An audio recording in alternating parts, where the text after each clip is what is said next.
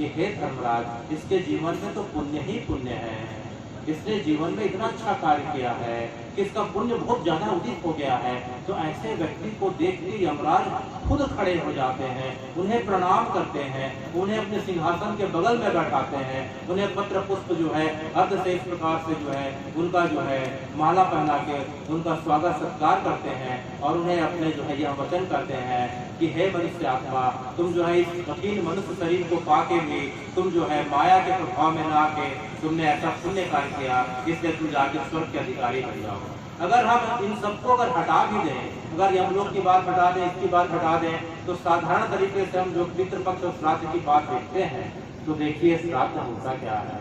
श्राद्ध के माध्यम से हम जो है अपने पूर्वजों को याद करते हैं, प्रकृति को याद करते हैं, जल को याद करते हैं, पशु पक्षियों को याद करते हैं। हमारे माता पिता इतना संघर्ष करके हमें पाले पोसे बड़ा किए, जब वो चले जाते हैं तो क्या हम उनके लिए 5 मिनट समय नहीं निकाल सकते? क्या उन्हें हम श्रद्धांजलि जलांजलि नहीं दे सकते? क्या उनके नाम पे हम किसी गरीब को, पशु पक्षियों को नहीं खिला सकते? बिल्कुल खिलाना चाहिए, इसमें कोई कोताही नहीं करना चाहिए, क्योंकि हम देखेंगे कि साल भर में हमारे कितने प्रकार के फंक्शन चलते हैं, इसका बर्थडे, फिर न्यू ईयर आया, होली आया, हम इस सब में समय निकालते हैं, पैसा इस प्रकार से हम जो है अपना खर्च करते हैं। तो क्या वो माता पिता जिन्होंने अपना सब कुछ काट के हमें बड़ा किया, तो क्या हम उनके लिए जो है ये 15 दिन जो है उनके लिए नहीं निकाल सकते? बिल्कुल निकालना चाहिए, इसमें किसी प्रकार की जो है शर्म वाली बात नहीं होनी चाहिए। और दूसरा हम देखेंगे कि जो हम पिंड करते हैं, पिंड में देखेंगे एक हिस्सा गाय के लिए होता है, एक कौवे के लिए होता है और एक हिस्सा जो है श्वान के लिए होता है। गाय हमारी परंपरा में जो है इस प्रकार की मुख और जो है इस प्रकार की सीधी जो है इस प्रकार से जो योनि में आती है, तो जीते जी जो है हमारी सेवा करती है और शरीर छोड़ने के बाद भी सेवा करती है। कोई भी शुभ कार्य जो है जीवन से लेकर मृत्यु तक गाय के और उनके पंचगव्य के बगैर हो ही नहीं सकता।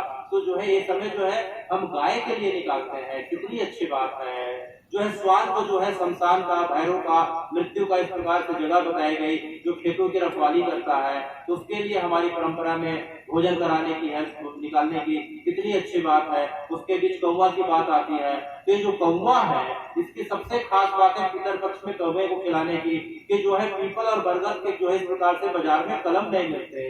पीपल और बरगद के पेड़ से जो फल गिरते हैं वो फल से जो है पेड़ नहीं बनते, तो जो है फलों को कौवा जब खाता है तो कौवा के अंदर जो है वो जो है गुदा अवशेषित कर दिया जाता है और कौवा के शरीर के अंदर एक एंजाइम रहता है, उस एंजाइम से गुठली जो है इस प्रकार से जो है उसके अंदर परिवर्तन आता है कि कौवा जब उसको बीट करता है, चाहे खेत खलिहान में, घर में, छत में, तो जो है उसके बीट करने से पीपल और बरगद के पेड़ उगवाते हैं, जो सबसे ज्यादा हमारी परंपरा में ऑक्सीजन के स्रोत माने गए हैं। की परंपरा जो है वैज्ञानिक परंपरा भी है, भावनात्मक परंपरा भी है।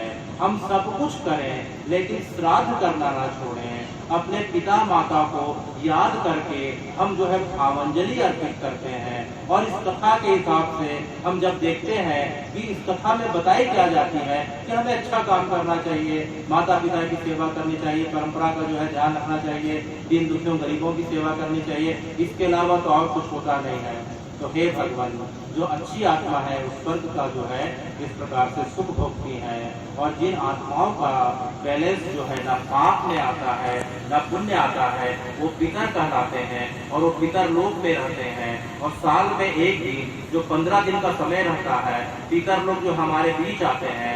चंद्रमा इस समय जो है पृथ्वी से जो 3,84,000 किलोमीटर की दूरी पे है, जो है पितर पक्ष के समय जो है उसकी दूरी 15,000 किलोमीटर कम हो जाती है और पितर लोग चंद्रमा के दक्षिण भाग में है। इसलिए जो है ऐसा माना जाता है कि पितर हमारे नजदीक होते हैं।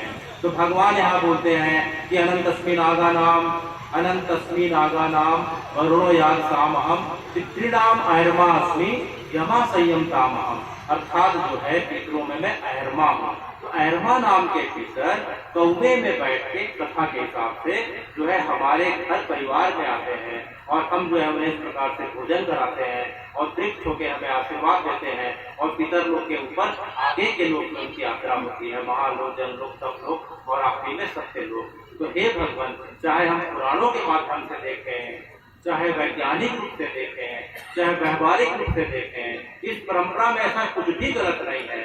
देखो अभी जो है कि बारिश का समय बीता, बारिश के बगैर जो है ना धान हो सकता है, ना अन्न हो सकते हैं। बारिश जो हुई उसे खेतों में धान लहला रहे हैं, और बारिश के बाद जो है ये जो डैम में जो है साल भर के लिए पानी का कोटा हो गया। तो जो है हे भगवान, हम बारिश के जो है श्रद्धांजलि अर्पित करते हैं। तो जल के लिए, पूर्वजों के लिए, इन जो है मुक्त पशु पक्षियों के लिए जो अर्पण का भाव ही श्राद्ध है। श्रद्धा से किए हुए भाव को ही इस प्रकार से श्राद्ध कहा जाता है।